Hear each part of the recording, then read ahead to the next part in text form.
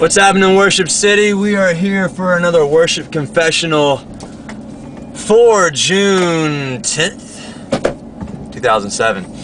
We had a great week this week, a crazy, wild week, and one of those things you guys have heard me talk about before is wanting more guitars, and how much that I've had an experience where we've had 3 guitar players on one Sunday and how awesome that's been. This Sunday, however, we had to change up a little bit, and initially we were going to have 3 guitarists. Yet, I got a text message at 4 a.m. on Sunday from one of the guitar players saying that he was sick and not be able to make it. So,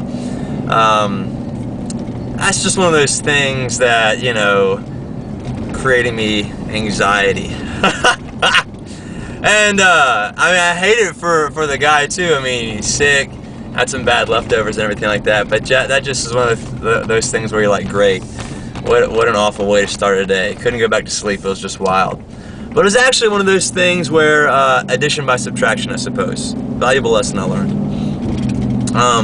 My typical guitar player, the wonderfully amazing Jim, was out on vacation, and so I asked a great buddy of mine to fill in, Mark, and then another person at our church also to fill in, John. And what we found out Thursday means their styles were completely different.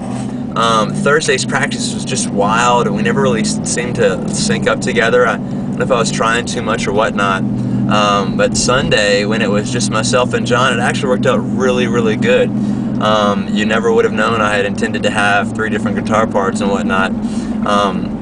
Just the getting together between the 2 of us worked out really, really well and created a nice full sound, and the morning went great. So, note to self, sometimes 2 is all you need. John's great.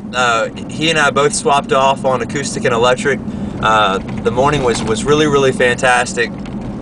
I had a King vibe going on with some of our songs, and really kind of looking at God as our King, and Him being mighty, and it went really, really good. I think those worked together. I did a lot of tags or vamps this week, and to try to tie some of the songs together, and it worked really well. I just wonder if I overdid it, and so I'm curious if you guys use tags, if you use vamps, how you use those, and if it works for you. The tags that I chose to do were going from Here Is Our King by David Crowder into Amazing Love. And what we did is we ended Here Is Our King, and I went straight into the tag ending of Amazing Love. It was kind of weird. I sandwiched the song itself in between 2 different chorus pieces, or bridge pieces, I guess you could say, not really the chorus. But we started off You Are My King singing, we started off Amazing Love singing You Are My King. So we just sang Here Is Our King from David Crowder. Crescendoed that really greatly. Transitioned into Amazing Love, singing that vamp of You Are My King, and once again, kind of setting up what we're talking about.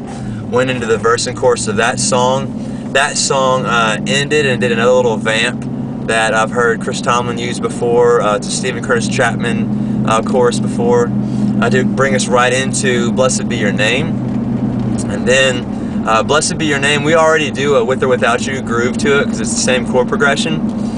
And then at the very end of Blessed Be Your Name, when we kind of typically end that song, the band dropped out and I went right into And You Give Yourself Away. Yes, you give yourself away. You give and you give and you give yourself away. The little U2 vamp. The band jumped back in together, just completely just trudging through that U2 groove to set us up into Jesus Paid It All. Thought it was awesome. It was just great. So I got all tingly and everything. And it was just set it up perfectly, and I loved it. And I love any chance to kind of throw in some YouTube. But we closed with Jesus Paid It All, and that song's got a vamp at the end of it already. And then we also this week played Take My Life at the end of the worship set, which is very similar to Jesus Paid It All. It's got you know, some verse parts in it. It's got the chorus, and then you vamp it out on the end as well. So a lot of vamping, a lot of bridging this week.